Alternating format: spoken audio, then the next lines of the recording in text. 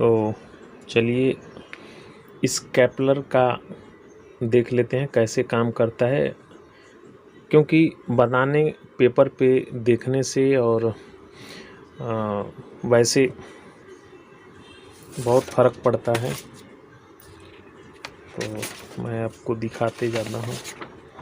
मैं कई बार बताया हूँ, यही रहता है। इस तरफ से वोल्टेज आएगा, इसके अंदर बल्ब जलता है और यहाँ पे एलडीआर लगा होता है जो लाइट को डिटेक्ट करके रेजिस्टेंस यहाँ पे क्रिएट करता है। तो उसके अनुसार यहाँ से ये ग्राउंड पास होगा और यहाँ पे जाएगा तो इस वोल्टेज को ड्रॉप कराएगा। उसके अनुसार इंटरनली ये समझ जाएगा कि हाँ कितना वोल्टेज हमें यहाँ पर पास करना है या फ्रीक्वेंसी को फॉरवर्ड करना है, कितना बार फ्लक्चुएट कराना है ताकि यहाँ पे वोल्टेज बराबर बना रहे। अगर वोल्टेज कम बनेगा, बल्ब कम जलेगा, यहाँ से जो ये पासिंग है या ड्रॉपिंग है, वोल्टेज को ड्रॉप कराया जाए या इसको इस तरफ से, मतलब सब मिला करके ये ग्राउंड यहाँ तक आने के लिए कितना चाहिए, यहाँ पे अगर जो इसको सेट किया जाएगा तो उसी हिसाब से यहाँ पे सर्किट को सेट किया जाता है और फिर वर्क करता है। तो अभी मैं इसका पहले प्रैक्टिकली कर लेते हैं, फिर समझ में आ जाएगा। तो यहाँ पे आप देखोगे कि एक डॉट बना रहता है, तो ये पहली पिन आती है, मतलब इधर इस तरफ सप्लाई आती है और इस तरफ रेजिस्टेंस क्रिएट होता है। तो मैं इसको अभी दिखाता हूँ आपको कि कैसे क्रिएट होता है और इससे क्या क्या कराया जा सकता है। तो अभी मैं कैपलर यहाँ पे उसको उलट करके जॉइंट कर दिया हूँ। जिस हिस्से में रेजिस्टेंस बनता है उस हिस्से में इसको जॉइंट कर दिया हूँ। तो रेजिस्टेंस यहाँ पे अभी जीरो कुछ नहीं है। तो अभी मैं वोल्टेज रेंज पे रखा हूँ। रेजिस्टेंस अभी ये देखोगे तो जीरो रहेगा, कुछ नहीं है। लेकिन अभी एक चीज़ और बता दूँ, जो हमारा ये मल्टीमीटर है, इसके अंदर मैं बार बार बोलता हूँ कि इस प्रोड में यहाँ पे माइनस आता है, इसमें प्लस आता है।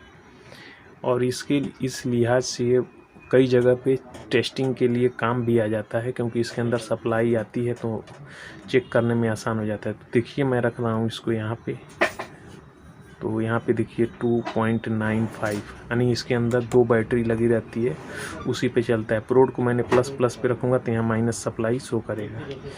तो इसका भी समझ गए होंगे आप। अब मैं यहाँ पे इसको रखता हूँ और इसको यहाँ पे मैंने जॉइंट की है 2 पिन में, लास्ट वाली में। अभी इसमें मैं सप्लाई दे रहा हूँ, इसे 3 वोल्ट दे रहा हूँ। तो आप देखिएगा क्या हो क्या रहा है। तो अभी ये उल्टा है इसलिए कुछ नहीं, मैं इस तरफ से करता हूँ। तो अभी आप देखो रेजिस्टेंस क्रिएट हुआ। तो इसी वोल्टेज के अनुसार जो वोल्टेज इसमें बनता है, अभी मैं रेजिस्टेंस के द्वारा कम इसको वोल्टेज दूंगा तो यहाँ पे आप देखो कितना हो गया, मेग में बन रहा है। और इसको जैसे जैसे इसका हम बढ़ाएंगे, क्योंकि करंट इसका कम होते जाएगा तो ड्रॉप होकर के वोल्टेज भी यहाँ पे कम आएगा। तो आप देख सकते हो कि अभी 1K का यहाँ पे रेजिस्टेंस बनने लगा। क्योंकि ये भी मेरा मीटर ख़राब हो गया, ये बहुत जल्दी ख़राब होता है। अगर थोड़ी सी भी गलती आपसे हो जाएगी तो तुरंत उड़ जाएगा ये।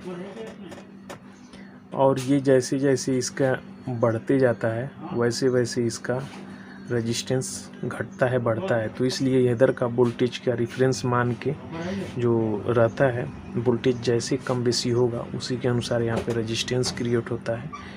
और फिर सर्किट में रेजिस्टेंस के ज़रिए जो वोल्टेज बनाया रहता है उसके अनुसार सर्किट काम करती है। तो ये है कैपलर का काम करने का तरीका। तो शायद ये समझ में आ गया होगा। अब जब हमको रेजिस्टेंस यहाँ पे मिल गया इस तरफ, बिना इस सर्किट से कुछ टचअप किए, सिर्फ वोल्टेज देने से, तो इस सर्किट को इस तरफ अलग कर सकते हैं। इस तरफ इसका काम कराया जा सकता है अपने हिसाब से। चाहे फ्रिक्वेंसी इसमें भेजी जाए तो वही फ्रिक्वेंसी रुक के यहाँ आएगी, बाकी वोल्टेज को इधर बना लेंगे इस साइड में। तो वही काम जो है इसमें होता है। जैसे वोल्टेज यहाँ पे अभी 5 वोल्ट है तो 5 वोल्ट यहाँ पे इस सप्लाई जब भी यहाँ पे रहेगी 12 वोल्ट जब भी रहेगा तो यहाँ पे कितनी सप्लाई बननी चाहिए। ये एक रेजिस्टेंस लगाया हुआ है और एक जीनर लगाया हुआ है, तो आपको मालूम है जीनर का काम क्या है। और यहाँ से इसको कैलकुलेट करेंगे तो निकाल सकते हैं कि कितनी सप्लाई यहाँ पे, इसको 1 वोल्ट के करीब सप्लाई रहती है, तो इस अनुसार इसको निकाल सकते हैं कि कितने वोल्ट की है। यहाँ पे 1 वोल्ट के आसपास होता है, तो जाकर के ये कैपलर काम करता है, यानी रेजिस्टेंस जो चाहिए वो बनेगा, फिर सर्किट वर्क करेगी और उसके अनुसार आउटपुट सर्कुलेट होता रहेगा। जैसे ही इसमें लोड पड़ेगा, वोल्टेज कम होगा, यहाँ पे लाइट कम जलेगी, रेजिस्टेंस कम बने ज़्यादा बढ़ती जाएगा, यानी वोल्टेज कम ड्रॉप होगा। फिर मतलब इसकी जो है स्विचिंग की जो टाइमिंग है उसको बढ़ा करके फिर ऑन कर दिया जाएगा, इसको मतलब बढ़ा दिया जाएगा। ये काम करता है, इसका यही काम है। फ्रीक्वेंसी इसी से पास होगी, इस तरफ फ्रीक्वेंसी आकर के पड़ी रहेगी, इस तरफ से उससे पास होगा, फ्लक्चुएशन कराया जाएगा। जैसे जैसे फ्लक्चुएशन होगा वैसे फ्लक्चुएशन यहाँ पे भी होगा। यानी अगर इधर फ्रीक्वेंसी 50 हर्ट्ज देंगे तो 50 हर्ट्ज की यहाँ भी बनेगी, अगर यहाँ पे कोई वोल्टेज लगा दिया जाए तो इसको भी किसी दिन मैं दिखाऊंगा। एक ट्रांजिस्टर यहाँ पे लगा दूंगा और डीसी यहाँ पे रहेगी।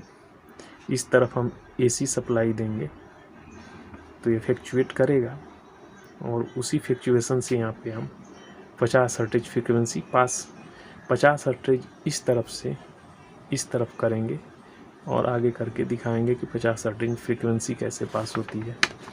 चलिए नेक्स्ट वीडियो में फिर मिलते हैं।